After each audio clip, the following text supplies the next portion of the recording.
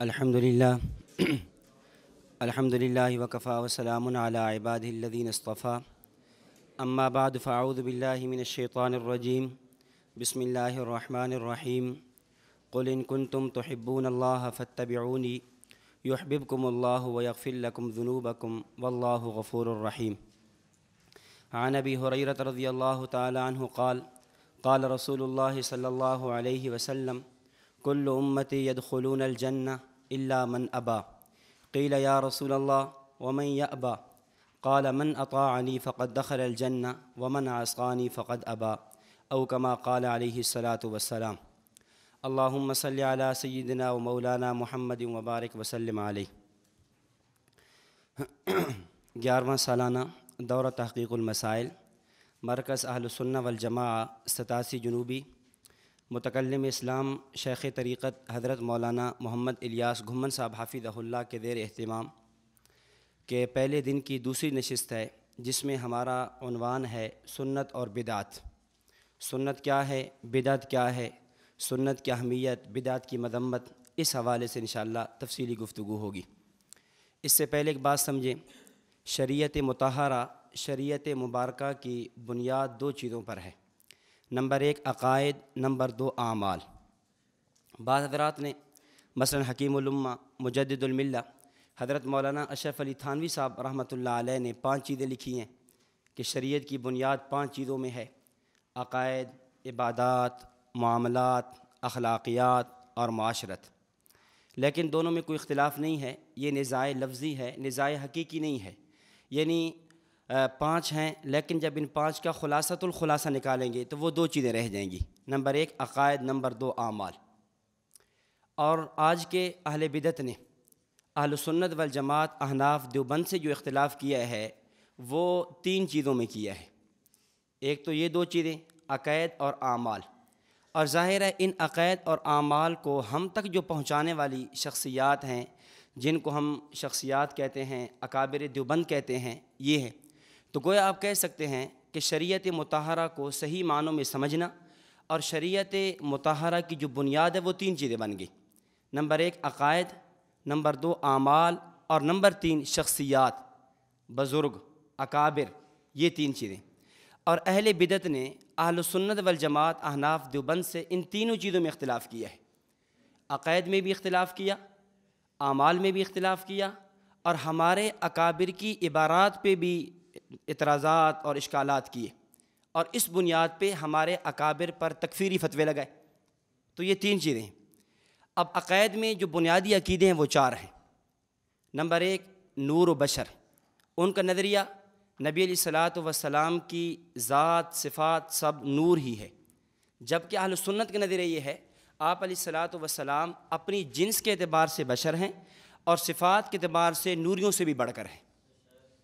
Number 2 دوسرا عقیدہ، عقیدہ حاضر ناظر۔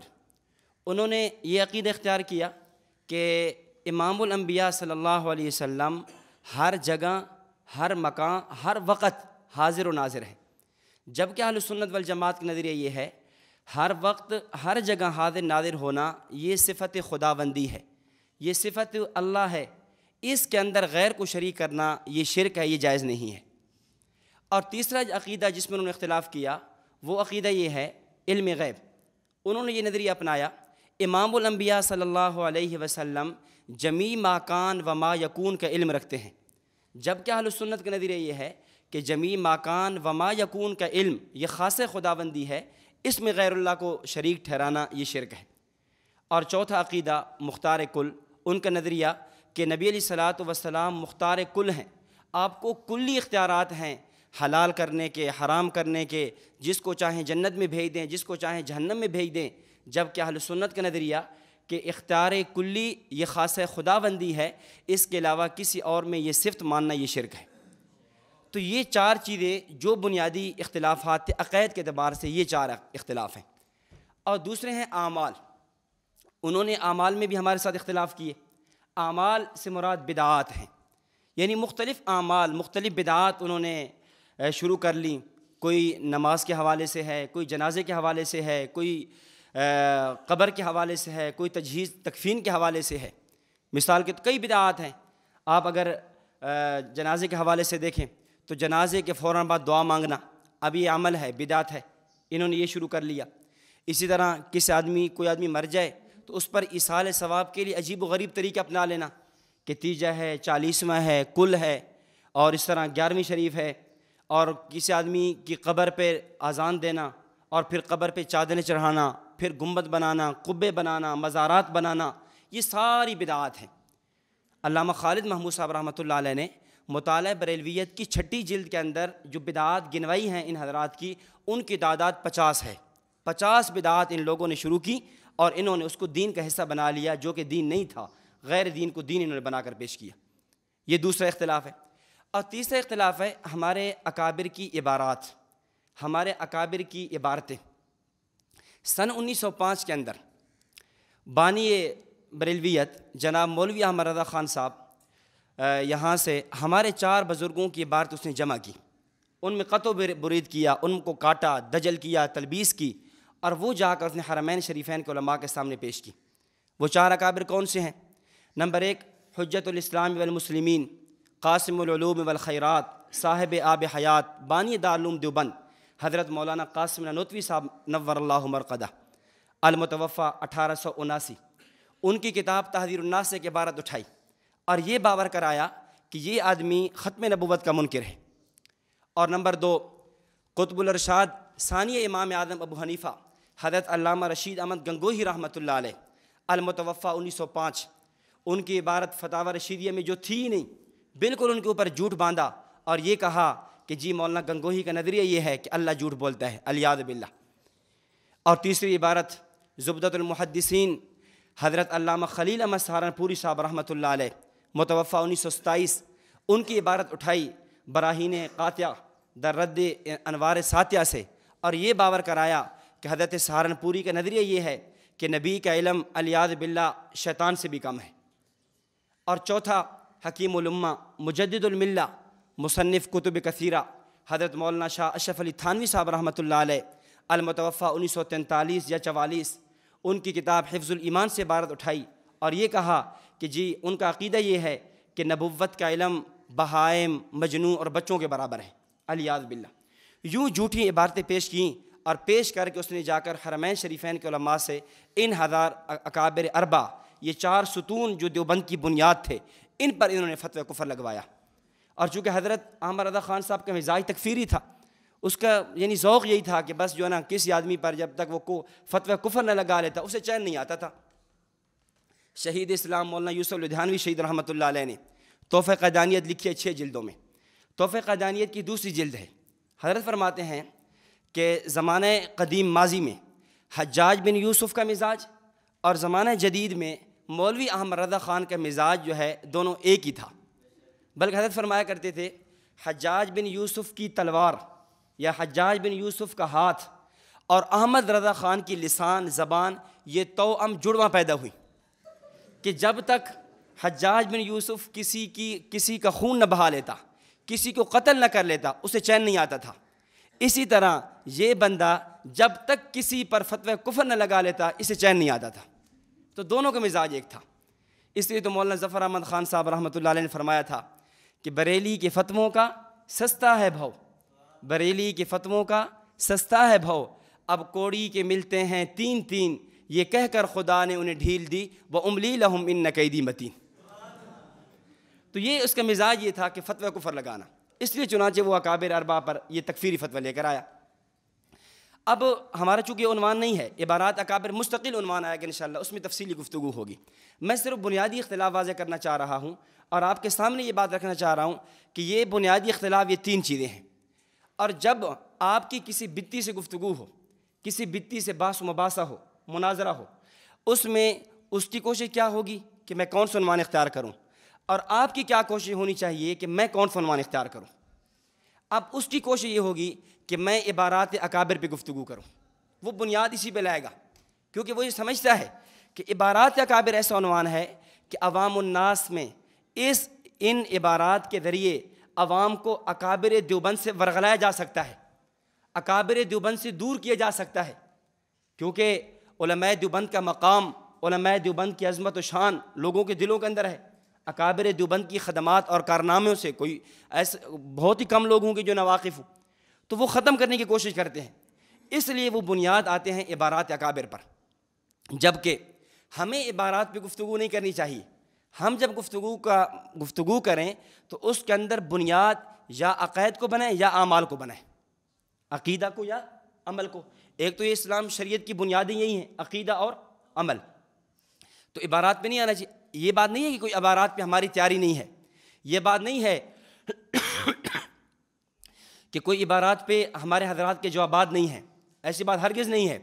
اس پہ درجنوں کتب ہمارے اکابر کی طرف لکھی جا چکی ہیں۔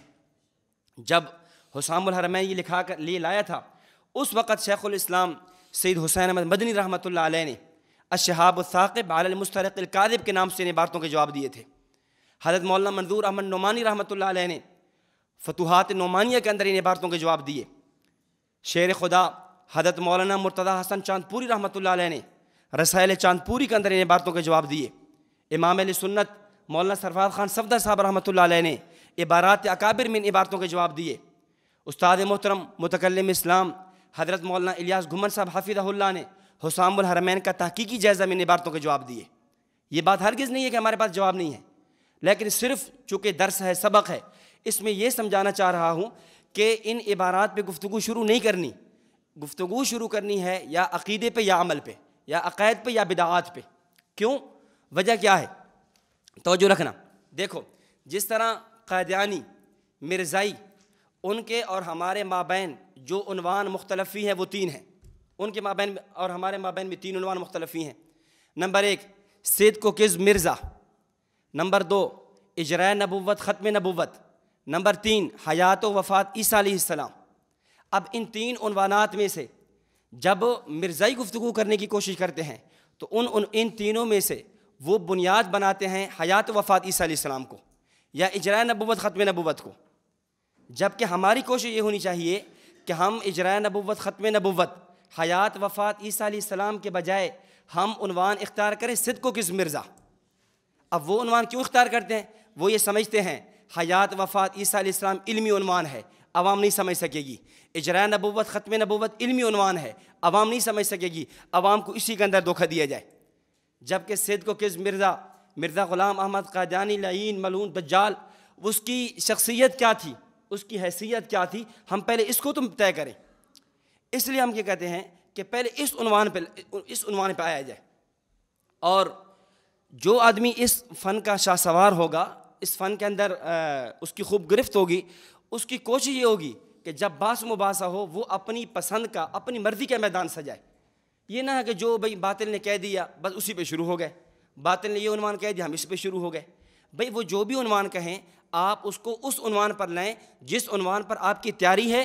نمبر 2 ایسا عنوان جس پہ آپ عوام کو قابو کر سکتے ہیں، اور یاد رکھیں عوام کو جو قابو کیا جا سکتا ہے وہ صدق مرزا پہ کیا جا سکتا ہے۔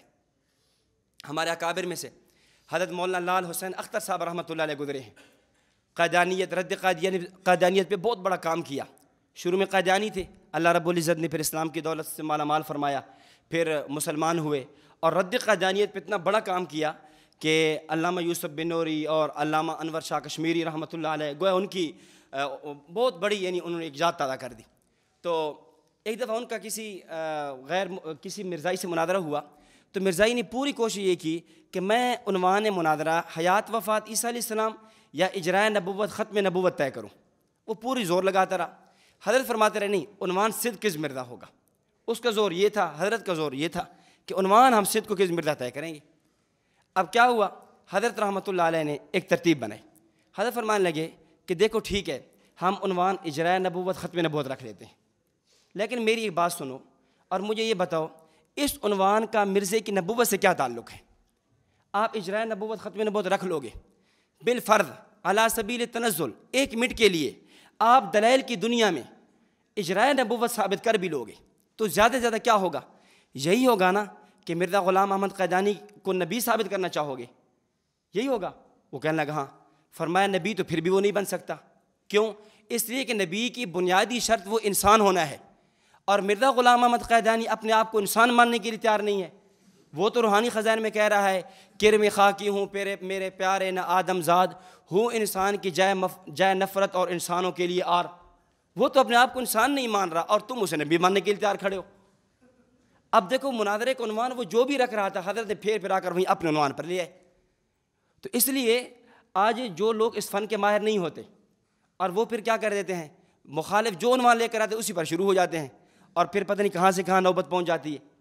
تو اس لیے ہمارا یہ جو عنوان ہے اس میں ہم عبارات کو نہ لائیں، ہم عنوان میں بنیاد میں یا عقائد کو لیں یا بدعات کو لیں، اس سے زیادہ فائدہ ہوگا، اور اس سے مخالف کو سے گفتگو کرنا، اپنی عوام الناس کو مطمئن کرانا یہ آسان ہو جائے گا۔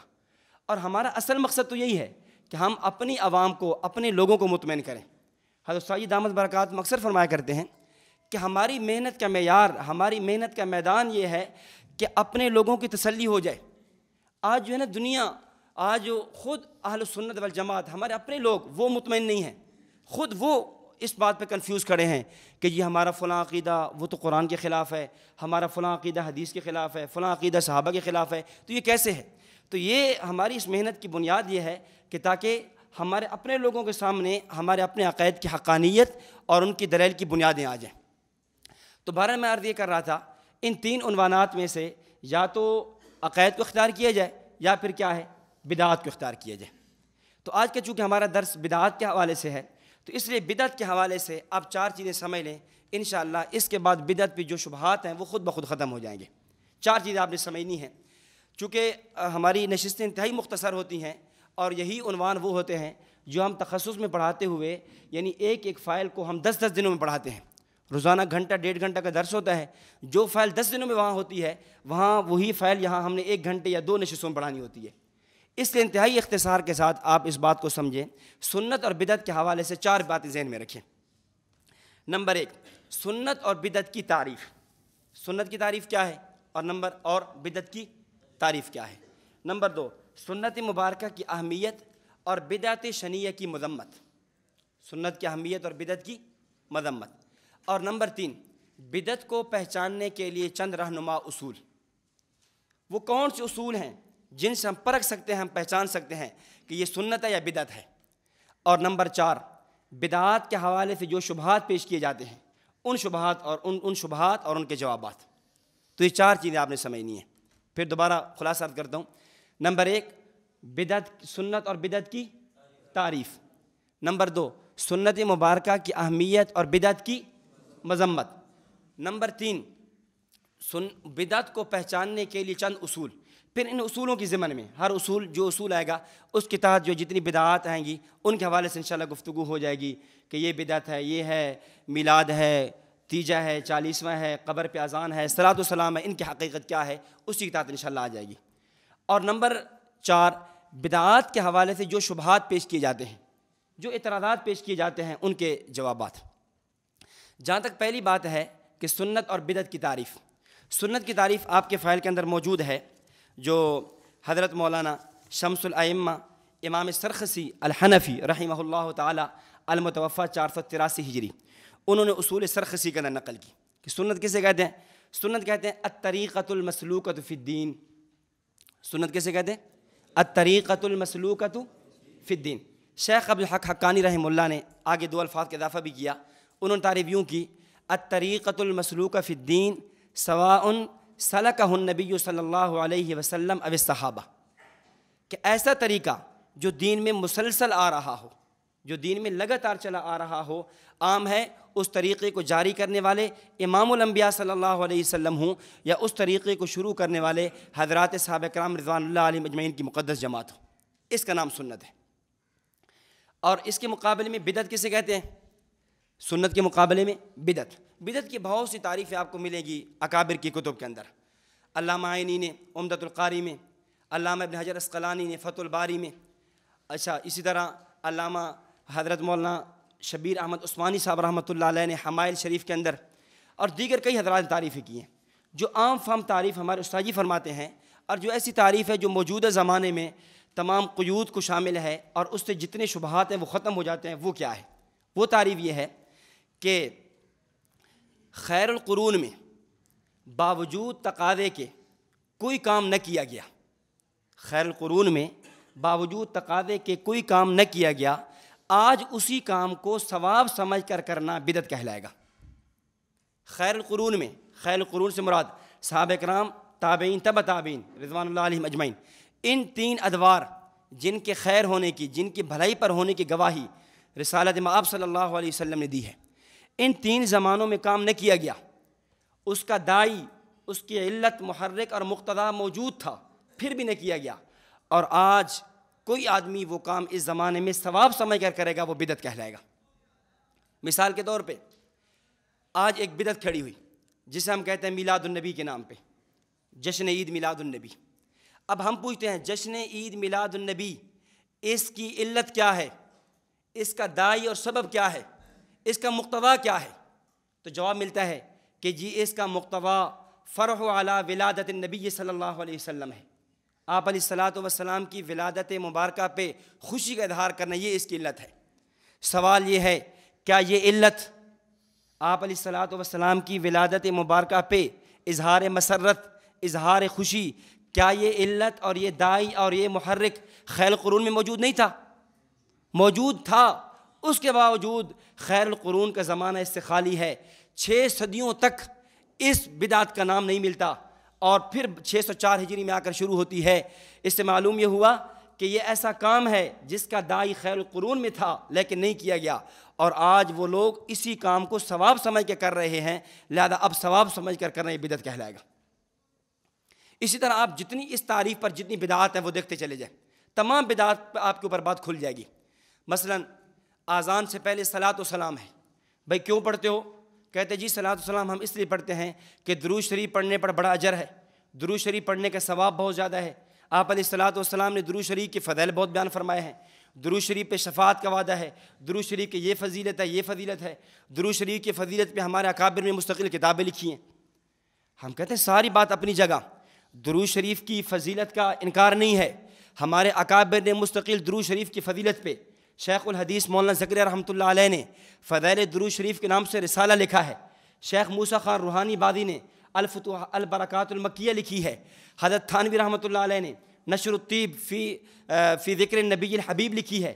درود شریف کی فضیلت کا انکار نہیں ہے، سوال یہ ہے کہ یہ جو اذان سے پہلے درود شریف پڑھنے والی یہ جو علت ہے، اذان تو خیر القرون میں بھی ہو رہی تھی، اللہ کے نبی کے دور میں بھی تھی، صحابہ کرام تابعین کے دور میں بھی تھی، تو کیا ان حضرات نے اذان سے پہلے الصلاۃ والسلام علیک یا رسول اللہ پڑھا تھا؟ نہیں بولتے ہو؟ کوئی ایک حضرت بلال رضی اللہ تعالیٰ عنہ کی اذان موجود ہے، عبداللہ بن مکتوم رضی اللہ تعالیٰ عنہ کی اذان موجود ہے، کتب حدیث میں صحابہ کرام کی اذانیں موجود ہیں، محدثین نے باب قائم کیے، باب الاذان، کتاب الاذان، احکام نقل کیے، کیا کسی ایک محدث نے ایک عنوان بھی قائم کیا باب الصلاۃ قبل الاذان، باب الصلاۃ بعد الاذان؟ کوئی ایک محدث پیش کر دو، یا فقہ کی کتب میں کسی فقیر نے کوئی ایک باب پیش کیا جس کے اندر اس نے یہ لکھا ہو کہ باب الصلاۃ قبل الاذان، باب الصلاۃ بعد الاذان؟ کوئی نہیں دکھا سکتے۔ اس سے معلوم یہ ہوا کہ یہ جو علت اور داعی تم نے پیش کیا یہ خیر القرون میں موجود تھا، اس کے باوجود یہ کام نہیں کیا گیا، اور آج اس کام کو تم ثواب سمجھ کر رہے ہو، اب یہ ثواب سمجھ کر کرنا بدعت ہوگا۔ اس پہ آپ جتنی بھی بدعات ہیں ساری لاتے جاؤ گے وہ ساری خود بخود حل ہوتی جائیں گی۔ اب یہاں پر ہم نے ایک بات کہی ہے کہ خیر القرون میں ایک کام باوجود مقتضا کے تقاضے کے نہ کیا گیا، اس کو آج کرنا ثواب سمجھ کے کرنا، اس کو اچھی طرح سمجھو، ثواب سمجھ کے کرنا۔ یہ ثواب کی قید اسی لگائی کہ عام طور پہ اہل بدعت کہتے ہیں کہ جی تم کہتے ہو بدعات کہتے ہیں نئی چیز کو، تو یہ جو لائٹیں بھی نہیں ہیں، یہ جو ہے نا یہ سپیکر بھی نئے ہیں، یہ بھی نبی علیہ السلام کے دور میں نہیں تھے، یہ گاڑیاں بھی آپ کے دور میں نہیں تھیں، یہ جو ہے نا اس طرح کی میزیں کرسیاں بھی آپ کے دور میں نہیں تھی، فلاں چیز بھی نہیں تھی، فلاں چیز بھی نہیں تھی، تو پھر یہ بھی بدعت ہوئے۔ تو ہمارے اکابر میں سے کسی بزرگ سے اس طرح کسی نے سوال کیا تھا، تو انہوں نے پھر خوب جواب دیا تھا، انہوں نے فرمایا پھر بھائی تو بھی تو نبی کے دور میں نہیں تھا، تو بھی بدعت ہوا، اللہ کے نبی کے دور میں تو بھی تو نہیں تھا نا، تو پھر تو بھی بدعت ہوا۔ بھائی ہم نے ایک قید لگائی ہے خیر القرون میں کام باوجود تقاضے کے نہ کیا گیا، آج اس کام کو ثواب سمجھ کے کرنا، اس کام کو دین سمجھ کے کرنا یہ بدعت ہوگا۔ بھئی یہ لائٹوں کو ہم ثواب سمجھ کے کرتے ہیں، یہ سپیکر کو دین سمجھ کے کرتے ہیں۔ بھئی کیا ہمارا نظریہ ہے کہ اگر اذان جو ہے سپیکر کے بغیر ہو جائے تو اذان کا ثواب کم ہو جائے گا یا اذان نہیں ہوگی؟ ہمارا ہی نظریہ تو نہیں ہے۔ اسی طرح کوئی آدمی جو ہے نا کہیں دور جمعہ پڑھنے کے لیے پڑھانے کے لیے جانا ہے، وہ بجائے موٹر سائیکل کے پیدل چلا جائے تو یہ گناہ ہو جائے گا یا ثواب میں کمی آ جائے گی؟ تو بھائی یہ جو جتنی جدید چیزیں ہیں ان کا تعلق دنیا سے ہے۔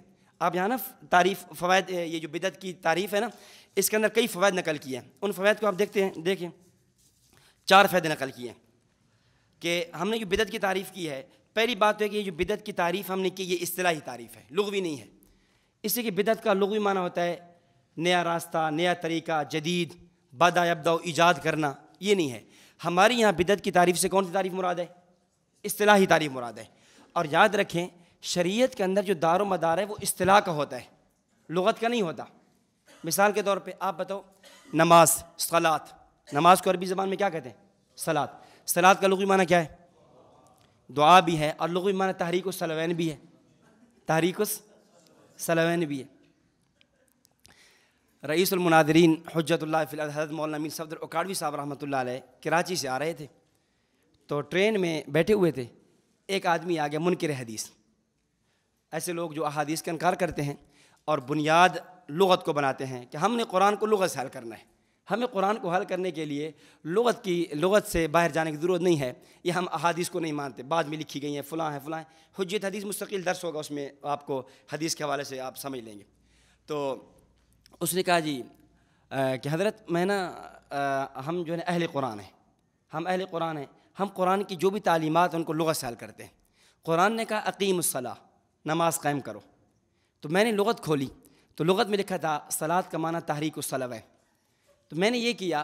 ادھر قرآن کی دوسری آیت کہہ رہی تھی فاغسلوا وجوہکم وایدیکم الی المرافق وامسحوا برؤوسکم وارجلکم الی الکعبین، کہ نماز پڑھنے سے پہلے 4 چیزیں ضروری ہیں: غسل وجہ، چہرے کا دھونا، ہاتھوں کا دھونا، مسح کرنا، پاؤں کا دھونا۔ میں صبح اٹھتا ہوں، ہاتھوں کو دھو لیتا ہوں، چہرے کو دھو لیتا ہوں، سر کا مسح کر لیتا ہوں، پاؤں کو دھو لیتا ہوں، اور اس کے بعد جا کر میں ورزش کرتا ہوں۔ جب ورزش کرتا ہوں تحریک الصلوین ہو جاتا ہے، اقیم الصلاۃ پر عمل ہو جاتا ہے۔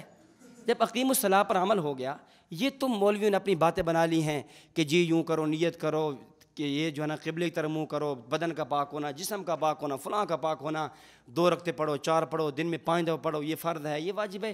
قرآن میں کہیں اس کا تذکرہ نہیں ہے۔ یہ ساری باتیں تمہاری مولویوں کی بنائی ہوئی ہیں، الیاذ باللہ من گھڑت احادیث ہیں وغیرہ وغیرہ۔ اس لیے دین کتنا آسان تھا تم نے مشکل بنا دیا۔ اس لیے میں تو صبح اٹھتا ہوں اور میں یوں تحریک الصلوین کر کے میں اپنی نماز پڑھ لیتا ہوں۔ تو حضرت کاڑوی صاحب رحمہ اللہ فرمانے لگے بھائی آپ کو صبح اٹھ کر یہ ورزش کرنے کی مشقت برداشت کرنے کی ضرورت ہی نہیں ہے، رات جب آپ بیوی کے پاس جاتے ہو تو آپ کی باجماعت نماز ادا ہو جاتی ہے، باجماعت نماز ادا ہو چکی ہے، اب آپ کو کیا ضرورت ہے یہ ورزش کرنے کی اور یہ کرنے کی؟ تو بھائی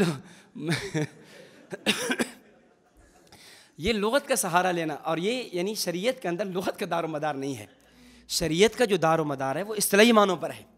کوئی آدمی یہ کہے بھائی صوم کا لغوی معنی الامساک، قدوری کہہ رہی ہے، کنز کہہ رہی ہے، شرع وقایہ، سر ابواب کے شروع میں ہم پڑھتے ہیں صوم لغوی معنی الامساک، رکنا۔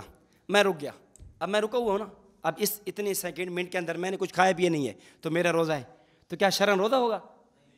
اسی طرح یہاں ہم نے جو بدعت کی تعریف کی ہے، یہ بدعت کی تعریف کس اعتبار سے کی ہے؟ اصطلاحی اعتبار سے کی ہے۔ یہ میں اس لیے کہہ رہا ہوں کہ آگے شبہات کے اندر ایک روایت پیش کی جاتی ہے، صحیح بخاری کی روایت ہے، باب التراویح کے اندر حضرت عمر رضی اللہ تعالیٰ عنہ نے فرمایا تھا کہ تراویح کو برما فرمایا تھا کہ نعم البدع، کہ تراویح کی نماز جو ہے وہ بہترین بدعت ہے۔ اب وہاں پر بدعت سے مراد اصطلاحی بدعت نہیں ہے، وہ بدعت سے مراد لغوی بدعت ہے۔ حضرت عمر رضی اللہ تعالیٰ عنہ جو فرما رہے ہیں تراویح کو بدعت، وہ لغوی اعتبار سے فرمایا ہے نہ کہ اصطلاحی اعتبار سے، اور شریعت کا دار و مدار اصطلاح پر ہوتا ہے نہ کہ لغت پر۔ اس لیے پہلا فائدہ یہ ہے۔ دوسرا فائدہ کہ ہم اس بدعت کی تعریف کر رہے ہیں جو بمقابلہ سنت ہے۔ ہم کون سی بدعت کی تعریف کر رہے ہیں؟ جو بمقابلہ سنت ہے۔ ایک آگے تقسیم چلتی ہے، وہ شبہات میں آئے گی کہ بدعت کی 2 قسمیں، بدعت حسنہ، بدعت سیئہ، تو ہم اس کی تقسیم نہیں کر رہے، ہم تعریف کر رہے ہیں وہ بدعت جو بمقابلہ سنت ہے، بدعت بمقابلہ، یہ اس کی تعریف ہو رہی ہے۔ اور نمبر 3، یہ بدعت کی تعریف امور تعبدی میں ہوگی نہ کہ امور دنیوی میں۔ امور تعبدی کیا مطلب؟ یعنی یہ جو بدعت کی تعریف ہے یہ دین میں ہے نہ کہ دنیا میں، دین میں ہے نہ کہ دین اور دنیا کا فرق عام سمجھو، عام فہم سمجھو کہ دین کسے کہتے ہیں، دنیا کسے کہتے ہیں۔ جو کام مرنے سے پہلے تک کے فائدے کے لیے کیا جائے اسے کہتے ہیں دنیا، اور جو کام مرنے کے بعد کے فائدے کے لیے کیا جائے اسے کہتے ہیں دین۔ عام فہم فرق، جو کام مرنے سے پہلے کے فائدے تک کیا جا رہا ہے، مثلا مکان بنانا، اچھی گاڑی رکھنا اور کھانا کھانا، یہ کیا ہے؟ یہ سارے ایسے کام ہیں اس کا فائدہ مرنے سے پہلے تک کے لیے، ان کا نام کیا ہے؟ دنیا۔ اور جو کام مرنے کے بعد کے فائدے کے لیے کیا جائے اس کا نام کیا ہے؟ دین ہے۔ مثلا بندہ نماز پڑھتا ہے، روزہ رکھتا ہے، زکوٰۃ ادا کرتا ہے، حج کرتا ہے۔ اب یہ جو نیک اعمال کر رہا ہے یہ کیوں کر رہا ہے؟ اس کا فائدہ مرنے سے پہلے ہے، مرنے کے بعد ہے؟ اصل فائدہ تو مرنے کے بعد ہے، البتہ اس کی برکات جو ہیں اللہ تعالیٰ نیک اعمال کی برکت دنیا میں بھی دکھاتے ہیں، وہ الگ بات ہے، لیکن اصل مقصود کیا ہوتا ہے؟ آخرت ہوتی ہے۔ اس لیے ایک دفعہ حضرت مولانا امین صفدر کاروی صاحب رحمۃ اللہ علیہ اپنا واقعہ سناتے ہیں، فرماتے یہ میں دین اور دنیا میں فرق سمجھا رہا ہوں تاکہ آپ کے سامنے دین اور دنیا کا فرق کھل جائے کہ دین اور دنیا کیسے کہتے ہیں۔ حضرت فرماتے ہیں کہ میں ایک جگہ بیٹھا تھا تو میرے پاس ڈاکٹر مسعود الدین عثمانی، یہ جو کیپٹن مسعود الدین عثمانی ہے، یہ جن کی جماعت حزب اللہ وغیرہ ہے، تو یہ میرے پاس اس کا ایک مرید تھا یا اس کا ماننے والا تھا، وہ میرے پاس آیا۔ اس نے آ کر مجھ سے سوال کیا، میں سمجھ گیا اس بندے کو کہ یہ آنے والا بندہ اپنا نہیں ہے۔ اس نے آ کر مجھ سے سوال کیا اور کہا حضرت آپ یہ بتائیں تعویذ جائز ہے یا نہیں؟ تعویذ سمجھتے ہو نا، تعویذ جائز ہے یا نہیں؟ تو میں نے کہا کہ بھئی تعویذ جائز ہے یا نہیں؟ تیرا سوال میں نہیں سمجھا، کیا مطلب؟ حضرت کا اپنا ایک انداز ہوتا تھا بات سمجھانے کا۔ انہوں نے کہا میں یہ پوچھ رہا ہوں کہ تعویذ لینا کرنا یہ جائز ہے یا نہیں؟ تو حضرت فرمانے لگے اچھا مجھے یہ بتاؤ یہ تعویذ تم اس لیے لیتے ہو کہ عذاب قبر سے بچ جاؤ؟ تعویذ اس لیے لیتے ہو کہ پل صراط سے بجلی طرح گزر جاؤ؟ تعویذ اس لیے لیتے ہو کہ جو ہے نا قبر کا سوال جواب آسان ہو جائے؟ تو وہ کہنے لگا حضرت میں بھی آپ کی بات نہیں سمجھا۔ حضرت فرمانے لگے بھائی بات یہ ہے کہ تو نے سوال کیا تعویذ جائز ہے یا نہیں، یہ جواز عدمی جواز کا سوال دینی معاملات میں ہوتا ہے، دنیوی معاملات میں نہیں ہوتے۔ تم مثال کے طور پہ تمہارا ڈاکٹر مسعود الدین عثمانی وہ کیا ہے؟ وہ ڈاکٹر ہے، وہ پونسٹان کی گولی کی ٹیبلٹ دیتا ہے، وہ اس طرح مختلف جو ہے ڈسپرین کی گولی دیتا ہے۔ تو کیا کبھی تم نے سوال کیا کہ پونسٹان اور ڈسپرین کی گولی جائز ہے یا نہیں؟ کبھی ذہن میں سوال آیا؟ نہیں آیا۔ کیوں؟ تم سمجھتے ہو کہ یہ جو گولی دی جا رہی ہے، ٹیبلٹ دی جا رہی ہے، یہ کس کے لیے ہے؟ دنیا کے لیے ہے، تاکہ دنیا کا سر کا درد ختم ہو جائے، دنیا کا بخار اتر جائے۔ تو یہ جو تعویذ تم دیتے ہو یہ تعویذ بھی تو اس لیے ہوتا ہے کہ تاکہ کیا ہو؟ سر درد ختم ہو جائے، بخار ختم ہو جائے، نظر بد ختم ہو جائے، جنات جادو کا اثر ختم ہو جائے، اس لیے ہے۔ اور یہ چیزیں دنیا ہے، دین نہیں ہے۔ اور جائز ناجائز کے معاملات وہ دین میں چلا کرتے ہیں نہ کہ دنیا میں چلا کرتے ہیں، اس لیے یہ تمہارا سوال اور تمہاری بنیادی غلط ہے۔ ہاں اتنی بات ضرور ہے کہ جیسے دنیا کے بارے میں ضابطہ ہے کہ کون سی گولی دینا جائز ہے کون سی ناجائز ہے، اس کے اندر دیکھا دیا جائے گا کہ کوئی خلاف شرع یعنی حرام چیزیں تو ملی ہوئی نہیں ہیں، ایسی گولی ایسی ٹیبلٹ جس میں حرام چیزیں ملی ہوں وہ ناجائز ہو جائے گی۔ اسی طرح تعویذ میں بھی دیکھ لیا جائے گا کوئی حرام کلمات تو لکھے ہوئی نہیں ہیں، ہاں حرام کلمات لکھے ہوئے وہ بھی ناجائز ہو جائے گا۔ تو بھئی یہ دین اور دنیا، تو ہم یہ بدعت کی تعریف کر رہے ہیں یہ امور تعبدی میں ہے، امور دین میں ہے کہ دین کا کام ہو اس کو کرنا اور اس کو ثواب سمجھ کے کرنا، یہ بدعت کہلائے گا۔ ایک آدمی دنیا کا کام ہے، نیا کام ہے، ایک آدمی فیکٹری لگا لیتا ہے، ایک آدمی اے سی لگا لیتا ہے، ایک آدمی پنکھے چلا لیتا ہے۔ اب یہ وہ کام ہے نہ کوئی اس کو دین سمجھتا ہے اور نہ اس پر کوئی ثواب کی امید رکھتا ہے۔ اس لیے ان چیزوں کو بنیاد بنا کر تم یہ پیش کر دینا اور یہ کہہ دینا کہ جی اگر یہ بدعت ہے، اگر تیجا 40واں کل بدعت ہے تو پھر یہ پنکھے لگانا بھی بدعت ہے۔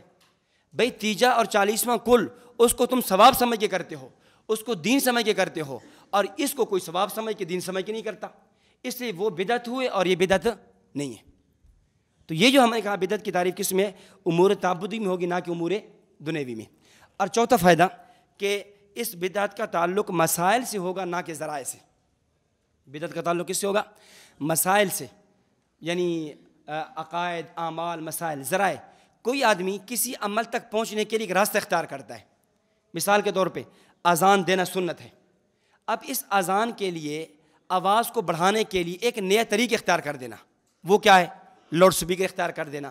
اب یہ لاؤڈ سپیکر یہ اذان کے اندر اضافہ نہیں ہے، اذان کی آواز بڑھانے کے لیے ایک وسیلہ اور ایک ذریعہ اور طریقہ کا اضافہ ہے، یہ جائز ہے، یہ بدعت نہیں ہے۔ اسی طرح کہتے ہیں کہ جی اس زمانے میں جب مسجدیں تھی، نبی علیہ السلام مسجد نبوی تھی، اس زمانے میں قالینیں نہیں تھی، اس زمانے میں دریاں نہیں تھی، چٹائیاں نہیں تھی، لوگ جو ہے نا عام پھوڑیوں پہ کنکروں پر نمازیں پڑھا کرتے تھے صحابہ کرام، اور تم جو ہے نا قالین پر، دری پر، چٹائی پر نماز پڑھتے ہو، لہذا تمہارا نماز پڑھنا بدعت ہے۔ ہم کہتے ہیں یہ جو قالین، چٹائی، دریوں کا اضافہ ہوا ہے، یہ مسئلے کا اضافہ ہوا یا ذریعے اور وسیلے کا اضافہ ہوا ہے؟ کس کا اضافہ ہے؟ ذریعے اور وسیلے کا اضافہ ہوا ہے۔ ایک سہولت کا اضافہ ہوا ہے کہ جی نماز پڑھنا چونکہ کنکروں پر پڑھنا مشکل ہے، اس زمانے میں سہولیات نہیں تھی، آج یہ سہولت کو اختیار کر کے اس کو پڑھ لیا جائے۔ یہی وجہ ہے کہ کوئی آدمی اگر آج قالین پر نماز نہیں پڑھتا، اس کے اوپر فتویٰ نہیں لگتا۔ بخلاف تمہارا کہ اگر کسی آدمی نے اذان سے پہلے صلاۃ والسلام نہیں دی نا، اب مولوی غصے ہو جائے گا، مولوی کہے گا یہ تم نے کیا کر لیا۔ حضرت علامہ خالد محمود صاحب رحمۃ اللہ علیہ نے ایک اور باریک لطیف فرق سمجھایا کرتے تھے، فرماتے سنت اور بدعت میں فرق یہ ہے، سنت اور بدعت میں فرق، فرمایا کہ بدعت ایسا کام ہے کہ اگر سنت چھوڑ دو نا تو ان کا مولوی ناراض نہیں ہوگا، لیکن بدعت چھوڑ دو گے تو مولوی ناراض ہو جائے گا۔ مثال کے طور پہ ایک آدمی 5 وقت نماز میں حاضر نہیں ہوتا، کبھی وہ مولوی ناراض نہیں ہوگا، لیکن جب اس کی والدہ، والد، بھائی فوت ہو جائیں، اس پہ اگر نتیجہ 40واں کل نہیں کیا نا، اب مولوی صاحب ناراض ہیں، مسجد میں اعلان کر رہے ہیں کہ دیکھو فلاں آدمی نے اتنا بڑا شریعت کا حکم چھوڑ دیا۔ وہ 5 نمازیں چھوڑ رہا تھا، اس پہ ناراضگی نہیں تھی، وہ شریعت کے احکامات چھوڑ رہا تھا، اس پہ ناراضگی نہیں تھی، لیکن جو اس نے ایک بدعت کو چھوڑا ہے نا، اب اس پہ غصے ہو گئے۔ تو یہ ان کے ہاں جو ہے بدعت کی اہمیت، یعنی بدعت کو اس حد تک بڑھا دیا جاتا ہے کہ سنت کی اہمیت نہیں رہتی، اور بدعت کی اس حد تک ان کے ہاں اہمیت ہوتی ہے۔ تو یہ بدعت اور سنت اور بدعت کی آپ کے سامنے تعریف آ گئی ہے۔ تو پہلی بات ہے سنت اور بدعت کی تعریف۔ دوسری بات یہ ہے کہ سنت مبارکہ کی اہمیت اور بدعت کی مذمت۔ سنت کی اہمیت کیا ہے، بدعت کی مذمت کیا ہے، اس میں انتہائی تفصیل میں نہیں جاتا، فائل کے اندر موجود آپ دیکھ لیں گے۔ اصل جو ہم نے آگے آنا ہے بدعت کے اصول، ان کو تفصیل سے پڑھنا ہے۔ میں مختصر سی اتنی بات عرض کروں گا کہ قرآن کریم میں دیکھیں، احادیث میں دیکھیں، صحابہ کرام رضوان اللہ علیہم اجمعین کے آثار میں دیکھیں تو وہاں پر سنت کی اہمیت اور بدعت کی مذمت ملتی ہے۔ ایک آیت قرآن کریم کی دیکھ لیں، سورہ آل عمران 3 پارہ، اللہ تعالیٰ فرماتے ہیں قل ان کنتم تحبون اللہ فاتبعونی، اگر تم یہ چاہتے ہو کہ اللہ رب العزت تم سے محبت کرے تو فاتبعونی، میری اتباع کرو، میری پیروی کرو، میری اتباع کرو۔ اتباع، حضرت تھانوی صاحب رحمہ اللہ فرماتے ہیں لفظ اتباع نکلا ہے طبیعتن سے۔ طبیعہ کسے کہتے ہیں؟ طبیعہ لغت میں کہتے ہیں وہ جانور کا وہ بچہ جو چھوٹا بچہ ہو اور ماں کے پیچھے پیچھے چلے، جہاں ماں جائے نا جانور کا بچہ وہیں جائے۔ اتباع کا مطلب یہ ہے جو کام، جو عمل اللہ کے نبی فرمائیں اور صحابی رسول کریں، وہ عمل کیا جائے۔ جس طرح جانور کا بچہ ماں کے پیچھے چلتا ہے، یہ نہیں پوچھتا کہ میری ماں کہاں جا رہی ہے، کیوں جا رہی ہے، یہ کیوں کر رہی ہے، اسی طرح سنت، اتباع سنت نام یہ ہے جو کام اللہ کے نبی نے فرمایا، جو کام صحابہ نے فرمایا، بلا چوں چراں اس کو مان لیا جائے، اس کو کر لیا جائے، اس کی حکم، اس کی علت میں پڑھنا، اس کی وجہ میں پڑھنا کہ یہ کیوں ہے، اللہ کے نبی نے حکم کیوں دیا، صحابی نے عمل کیوں کیا، یہ صحیح نہیں ہے، یہ ہے اتباع۔ اس لیے آج جو ہے جتنے لوگ آج متجددین کھڑے ہوتے ہیں، مختلف شریعت کے احکامات پر اعتراضات ہوتے ہیں، کبھی نماز پہ اعتراض ہیں، کبھی روزے پہ، کبھی زکوٰۃ پہ، مختلف احکام اسلام پہ اعتراضات ہو رہے ہیں، اور وہ عقلی نظر میں اعتراض کر رہے ہوتے ہیں، عقل کی روشنی میں۔ حالانکہ یعنی جو مومن ہے، جو مسلمان ہے، ایمان نام بھی اس کا ہے ایمان بالغیب، بات عقل میں آئے تب بھی ماننی ہے، عقل میں نہ آئے تب بھی ماننی ہے۔ یہی مزاج صدیقی ہے۔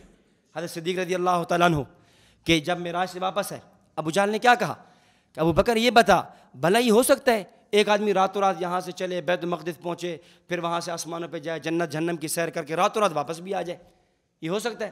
حضرت صدیق رضی اللہ تعالیٰ نے فرمایا ابو جہل ہو سکتا یا نہیں ہو سکتا بعد میں بتاؤں گا، پہلے یہ بتاؤ یہ کہنے والا کون ہے، یہ بات کہنے والا؟ اس نے کہا یہ تو تیرا یار ہے نا جس کا تو کلمہ پڑھتا ہے، حضرت محمد رسول اللہ صلی اللہ علیہ وسلم یہ ہیں۔ فرمایا ہو نہیں سکتا، ہوا ہے۔ حضرت صدیق نے کیا فرمایا؟ پھر ہو نہیں سکتا بلکہ ہوا ہے۔ گویا حضرت صدیق رضی اللہ تعالیٰ عنہ یہ کہہ رہے تھے، اب ہم اپنے انداز میں عرض کرتا ہوں، حضرت صدیق فرما رہے تھے ابو جہل تجھ اور مجھ میں یہ فرق ہے کہ تو نے کلمہ پڑھا ہے عقل کا، جو تیری بات عقل میں آئے گی تو وہ مانے گا، اور میں نے کلمہ پڑھا ہے نقل کا، عقل میں آئے گی تب بھی مانوں گا، عقل میں نہیں آئے گی تب بھی مانوں گا۔ یہ مزاج صدیقی ہے۔ آج کیوں عذاب قبر ہم نہیں مانتے؟ کیوں؟ عقل میں نہیں آتا۔ حیات انبیاء ہم نہیں مانتے، قبر میں نماز پڑھنا نہیں مانتے، کیوں؟ عقل میں نہیں آتا۔ بھئی اگر عقل ہی کو بنیاد بنانا ہے پھر اتباع کیا ہوئی؟ اگر عقل کو بنیاد بنانی ہے، اگرچہ یعنی جتنی بھی شریعت کے احکامات ہیں ان کے اندر عقلی حکمتیں اور مصلحتیں موجود ہیں۔ حضرت مولانا شاہ ولی اللہ محدث دہلوی رحمۃ اللہ علیہ نے حجت اللہ البالغہ کے اندر، یعنی حجت اللہ البالغہ کا منشور اور نقطہ نظر بھی یہی ہے کہ حضرت نے جتنی شریعت کے احکامات تھے ان کو عقل سے ثابت کیا ہے کہ شریعت کے فلاں حکم عقل سے یوں ثابت ہے، شریعت کا فلاں حکم عقل سے یوں ثابت ہے۔ اسی طرح حکیم الامہ مجدد الملہ مولانا شاہ ولی تھانوی صاحب رحمۃ اللہ علیہ نے احکام اسلام عقل کی نظر میں لکھ کر جتنے شریعت کے احکامات تھے ان کو عقل سے ثابت کیا ہے۔ حضرت تھانوی صاحب رحمہ اللہ فرماتے تھے کہ میں پوری دنیا کو یہ چیلنج کرتا ہوں کہ دنیا کے تمام ملاحدہ، تمام زنادقہ، تمام انجینئر، فلاسفہ اسلام پہ، قرآن پہ، حدیث پہ، اجماع پہ، قیاس پہ اعتراضات کرنے والے جمع ہو جائیں، اور اسلام، شریعت، دین پہ، قرآن پہ کسی قسم پر اعتراض کریں، میں 2 منٹ کے اندر عقل کی روشنی میں اس کا جواب نہ دے سکوں، پھر کہنا میں عقل میں ان کو مطمئن کر کے دیکھوں گا۔ اور پھر ساتھ ہی حضرت رحمۃ اللہ علیہ تواضع کا جملہ بولتے اور پھر فرماتے کہ یہ تو مجھ جیسے طالب علم کے علم کی بات ہے، بڑے علماء کے علم کی کیا بات ہوگی؟ یعنی ہمارے اکابر کا آپ دیکھیں کہ جہاں علم ہے، جہاں رسوخ ہے، وہاں تواضع کس حد تک ہے۔ تو میں عرض کر رہا تھا کہ اتباع، یعنی اللہ رب العزت نے فرمایا کہ اگر تم یہ چاہتے ہو کہ نبی علیہ الصلوۃ اللہ تم سے محبت کرے، پھر کیا کرو؟ آپ علیہ الصلوۃ والسلام کی سنتوں کی اتباع کرو، آپ علیہ الصلوۃ والسلام کی سنتوں کی پیروی کرو۔ یحببکم اللہ ویغفر لکم ذنوبکم، اللہ تعالیٰ محبت بھی فرمائیں گے، اللہ تعالیٰ گناہوں کو معاف کریں گے۔ اس طرح حدیث میں دیکھیں، حدیث آپ کے سامنے یہاں موجود ہے، سنن ابی داود کی روایت ہے۔ حضرت ارباز بن ساریہ رضی اللہ تعالیٰ عنہ فرماتے ہیں صلی بنا رسول اللہ صلی اللہ علیہ وسلم، لمبی روایت ہے، آپ علیہ الصلوۃ والسلام ہمیں نماز پڑھائی، فوعظنا موعظۃ، آپ علیہ السلام نے واعظ فرمایا، ذرفت منها العیون وجلت منها القلوب، ہمارے آنکھوں سے آنسو شروع ہو گئے، ہمارے دل جو ہے لرزنا شروع ہو گئے۔ آپ نے کئی وصیتیں فرمائی، ان وصیتوں میں ایک وصیت یہ بھی تھی، علیکم بسنتی وسنت الخلفاء الراشدین المہدیین، کہ اے صحابہ کرام کی جماعت میری سنت کو اور خلفاء راشدین کی سنت کو مضبوطی سے پکڑو۔ علیکم بسنتی، میری سنت، اور خلفاء راشدین کی سنت کو مضبوطی سے پکڑو۔ یہاں ایک بات سمجھنا، فرمایا علیکم بسنتی فرمایا ہے، علیکم بحدیث نہیں فرمایا کہ میری سنت کو پکڑنا ہے، میری حدیث کو نہیں۔ اس لیے ہمارا نام اہل سنت والجماعت ہے، اہل حدیث نہیں ہے، کیونکہ آپ علیہ السلام نے سنت کو پکڑنے کا حکم دیا، حدیث کو پکڑنے کا حکم نہیں دیا، اس لیے ہمارا نام اہل سنت۔ اس حدیث کی روشنی میں ہم کیا کہتے ہیں؟ اہل سنت والجماعت۔ اور دوسری بات یہ ہے، اصل میں احادیث میں وہاں حدیث ناسخ ہے، منسوخ ہے، موضوع ہے، متروک ہے، خیر الاصول کے اندر آپ لکھ کر آ چکے ہو نا، بہت سے اس کے اندر احادیث کی اقسام ہیں، تو احادیث میں قسمیں چلتی ہیں لیکن سنت کے اندر یہ قسمیں نہیں چلتی۔ اس لیے حدیث میں تو یہ ممکن ہے یہ حدیث منسوخ ہو، یہ حدیث آپ علیہ الصلوۃ والسلام کی خصوصیت ہو، یہ حدیث آپ علیہ الصلوۃ والسلام نے بیان جواز کے لیے کی ہو، یہ ہے، لیکن سنت کے اندر یہ بات نہیں ہے۔ اس لیے فرمایا علیکم بسنتی وسنت الخلفاء الراشدین۔ یہاں بات یہ بھی سمجھ آ گئی، آپ نے جہاں فرمایا نا علیکم بسنتی، میری سنت کو مضبوطی سے پکڑو، ساتھ وہیں فرمایا خلفاء راشدین کی سنت کو مضبوطی سے پکڑو۔ اس سے معلوم یہ ہوا جو سنت نبوت ہے، جو سنت خلیفہ راشد ہے، وہی سنت نبوی ہے۔ خلیفہ راشد کی سنت کو پکڑنا ایسا ہے گویا نبی کی سنت کو پکڑنا ہے۔ اس لیے یہ جو کہتے ہیں تین طلاق کو تین کہنا، یہ تو حضرت عمر رضی اللہ تعالیٰ عنہ نے قرار دیا۔ جمعہ کی دوسری اذان، یہ تو حضرت عثمان رضی اللہ تعالیٰ نے کہہ دیا۔ یہ فلاں جو ہے نا تدوین قرآن، یہ تو حضرت ابوبکر صدیق نے کیا۔ بھئی یہ جو سارے کام بعد میں ہوئے ہیں خلفاء راشدین نے کیے نا، اور خلفاء راشدین کی سنت کو مضبوطی سے پکڑنے کا حکم خود کیا ہے؟ آپ علیہ السلام نے دیا تھا۔ تو علیکم بسنتی وسنت الخلفاء الراشدین۔ اور تیسری حدیث ہے موطا امام مالک کی، امام مالک رحمہ اللہ فرماتے ہیں کہ مجھے یہ بات پہنچی کہ نبی علیہ الصلوۃ والسلام نے فرمایا ترکت فیکم امرین، ترکت فیکم، میں تمہارے اندر 2 چیزیں چھوڑ کر جا رہا ہوں، لن تضلوا ما تمسکتم بہما، کہ جب تک تم ان 2 چیزوں کو مضبوطی سے پکڑو گے تم گمراہ نہیں ہو سکتے۔ وہ 2 چیزیں کون سی ہیں؟ نمبر 1 کتاب اللہ، قرآن کریم، نمبر 2 سنت نبی، اپنے نبی صلی اللہ علیہ وسلم کی سنت۔ تو 2 چیزیں، نمبر 1 قرآن، نمبر 2 سنت، یعنی اس سے بھی حدیث سے معلوم ہوا کہ سنت کو مضبوطی سے پکڑنا یہ کتنا ضروری ہے، اور جو آدمی سنت کو مضبوطی سے پکڑے گا وہ گمراہ نہیں ہوگا۔ اس سے ہٹ کے مزید جو ہے نا کئی اور احادیث بھی لکھی ہوئی ہیں جو آپ دیکھ سکتے ہیں۔ حضرت شاہ ولی اللہ رحمۃ اللہ علیہ فرماتے ہیں حجت اللہ بالغہ کے اندر، اقول انتظام الدین یتوقف علی اتباع سنن النبی صلی اللہ علیہ وسلم، میں سمجھتا ہوں کہ دین کا نظم، دین کی اتباع یہ منحصر ہے، اس کا دار و مدار نبی علیہ الصلوۃ والسلام کی سنتوں کی اتباع پر ہے۔ اگر آپ علیہ الصلوۃ والسلام کی سنتوں پر عمل کیا جائے تو دین دین پر عمل کیا جا سکتا ہے، اگر سنتوں کو چھوڑ دیا جائے تو پھر کیا ہے؟ بدعت ہی بدعت، مذمت اور گمراہی گمراہی ہے۔ جس حدیث میں آتا ہے کل بدعت ضلالہ، ہر بدعت گمراہی ہے۔ آگے ابن مسعود رضی اللہ عنہ کا فرمان لکھا ہوا ہے ایاکم ومحدثات الامور فإن کل محدثہ بدعہ وکل بدعہ ضلالہ، یہ جو نئی نئی باتیں نا، نئے نئے کام، ان سے بچو۔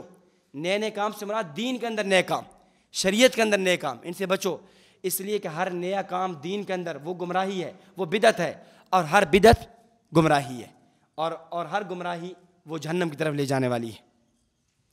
بدعت کی مذمت دیکھ لیں، احادیث مبارکہ میں المعجم الاوسط میں امام طبرانی رحمہ اللہ نے حضرت انس بن مالک رضی اللہ تعالیٰ عنہ کے فرمان نقل کیا۔ نبی علیہ الصلوۃ والسلام فرماتے ہیں ان اللہ حجب التوبہ عن صاحب کل بدعہ، اللہ رب العزت نے ہر بدعتی سے توبہ کا دروازہ بند کر لیا ہے۔ بدعتی کی توبہ قابل قبول نہیں ہے۔ وجہ کیا ہے؟ وجہ یہ ہے کہ بدعتی جو بدعت کا کام کر رہا ہے اس کو دین سمجھ کے کر رہا ہے۔ اس لیے ہمارا اکابر فرماتے ہیں کہ بدعتی جو ہے اس اعتبار سے بہت خطرناک ہے کہ ایک عام آدمی فاسق اور فاجر ہے، ایک آدمی گناہ کرتا ہے، وہ گناہ کو گناہ سمجھ کے کرتا ہے، ایک وقت آئے گا کہ وہ اس گناہ سے بعد آ جائے گا، اس گناہ سے توبہ کر لے گا، لیکن بدعتی اس گناہ کے کام کو دین سمجھ کے کر رہا ہے۔ بدعتی گناہ کا کام کرتا ہے لیکن کیا کر رہا ہے؟ دین سمجھ، ساری عمر دین سمجھ کے کرتا رہا۔ بتاؤ ایک آدمی جب ایک کام کو دین سمجھ کے کر رہا ہے، اب اس پہ وہ توبہ کیسے کرے گا؟ اس پہ نادم کیسے ہوگا؟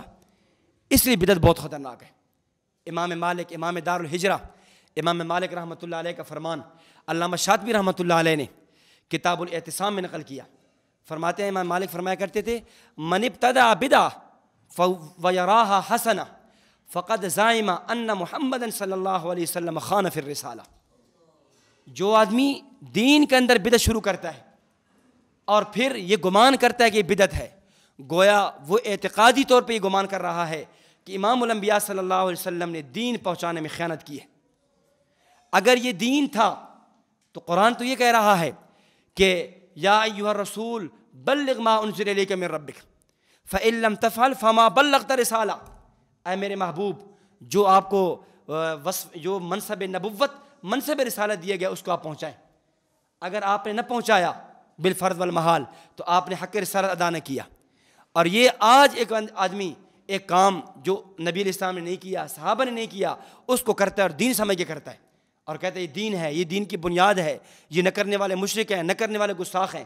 گویا وہ یہ اعتقاد رکھ رہا ہے کہ ان محمد صلی اللہ علیہ وسلم خان فی الرسالہ، کہ امام الانبیاء صلی اللہ علیہ وسلم نے رسالت پہنچانے میں خیانت کی ہے۔ آپ اس اندازہ کریں کس حد تک بدعت کی مذمت ہے۔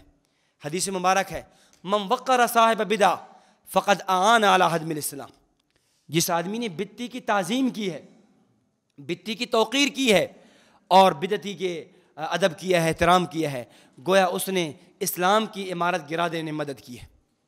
اس حد تک بدعت کی مذمت ہے۔ چنانچہ ہمارے اکابر شائبہ بدعت سے بھی بچتے تھے، چہ جا کے بدعت کا ارتکاب کرتے۔ تذکرۃ الرشید میں مولانا عاشق الہی میرٹھی رحمۃ اللہ علیہ نے واقعہ نقل کیا کہ حضرت قطب الارشاد حضرت علامہ رشید احمد گنگوہی رحمۃ اللہ علیہ ایک دفعہ وہاں حضرت شیخ الہند رحمۃ اللہ علیہ ان کو ملنے کے لیے تشریف لے گئے، حضرت گنگوہی رحمۃ اللہ علیہ کو۔ تو جب وہاں گئے تو یہ وہ دن تھے کہ ان دنوں کے اندر وہاں کوئی ہندوستان کے اندر خاص میلہ لگتا تھا، یعنی یہ صاحب کہتے ہیں عرس لگتا تھا، بزرگوں کے عرس چلتے تھے، بزرگوں کے عرس ہو رہا تھا۔ ان دنوں میں حضرت شیخ الہند رحمۃ اللہ علیہ حضرت گنگوہی کو ملنے کے لیے گئے۔ اب حضرت گنگوہی رحمۃ اللہ علیہ کو جو ملنے کے لیے جا رہے ہیں، ان کا مقصد صرف اور صرف حضرت گنگوہی کو ملنا ہے۔ حضرت شیخ الہند کا مقصد قطعاً اس عرس میں یا اس مجلس میں شریک ہونا نہیں ہے۔ جیسے حضرت گنگوہی کے پاس پہنچے، حضرت گنگوہی نے پوچھا کیسے آنا ہوا؟ حضرت شیخ الہند کہنے لگے حضرت آپ کی زیارت کا شوق تھا، بڑے عرصے زیارت نہیں ہوئی تھی، تو میں نے کہا آپ کی زیارت کا شرف حاصل ہو جائے اس لیے میں آ گیا ہوں۔ تو حضرت ناراض ہو گئے، فرمایا شیخ الہند آنا ہی تھا، آپ ان دنوں میں کیوں آئے؟ میں سمجھتا ہوں آپ کے آنے کا مقصد صرف میری زیارت ہے، آپ نے میری ملاقات کے لیے آنا تھا، لیکن ادھر آس پاس والے لوگ سمجھیں گے کہ شیخ الہند جو ان دنوں میں ادھر جا رہا تھا شاید ہو سکتا ہے کہ اسی مزار اسی عرس میں جا رہا ہو۔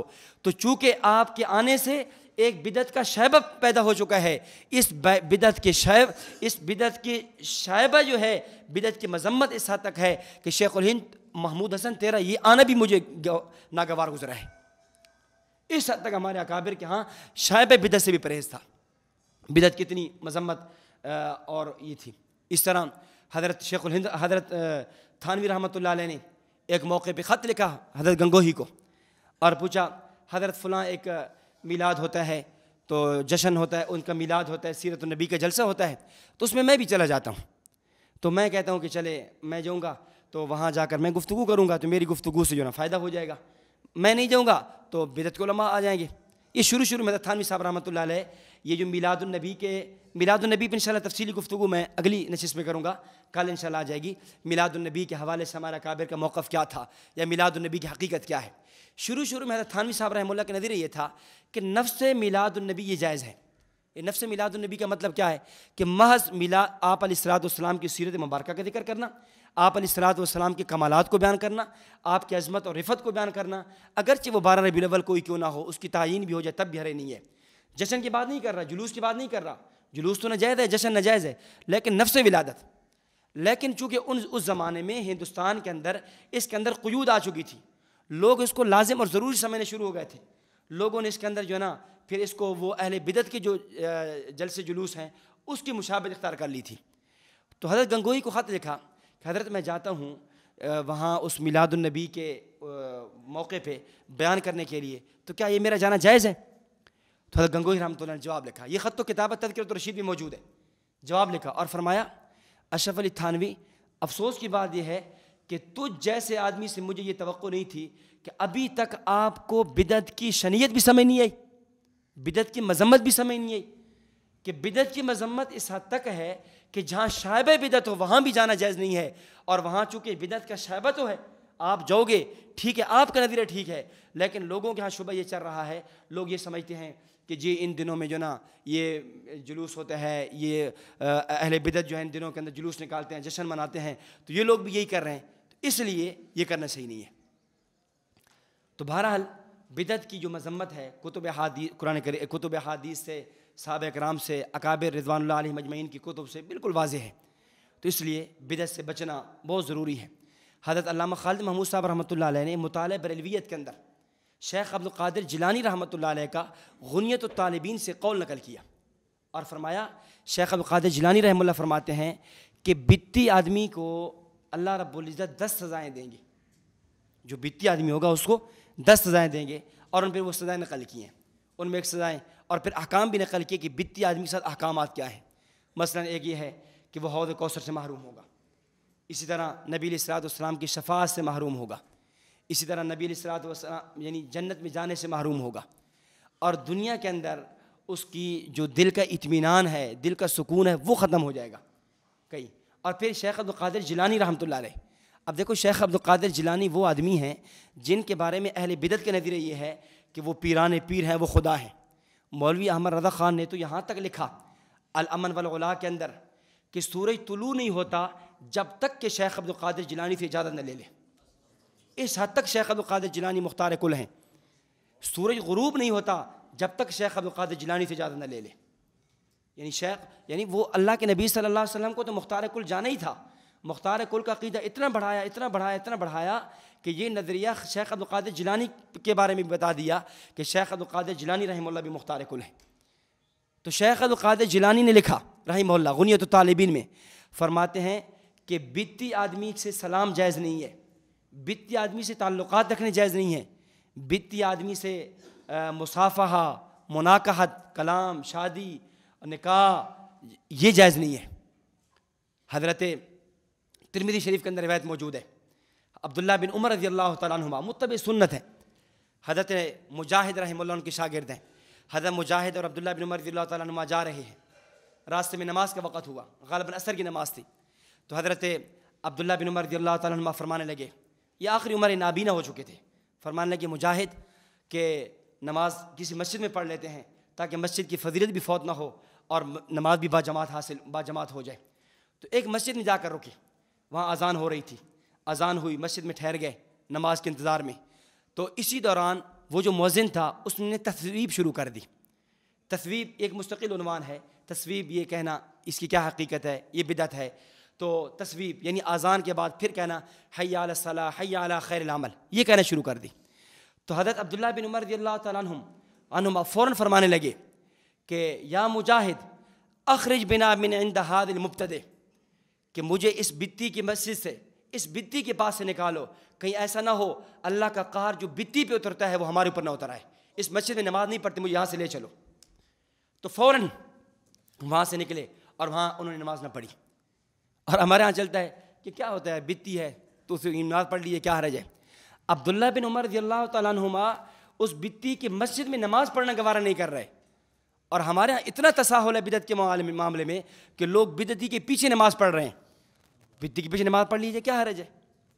چنانچہ اس حوالے سے عام طور پہ لوگ کہتے ہیں کہ جی نماز پڑھ لیں, حرج نہیں ہے, فلاں ہے, یہ ہے.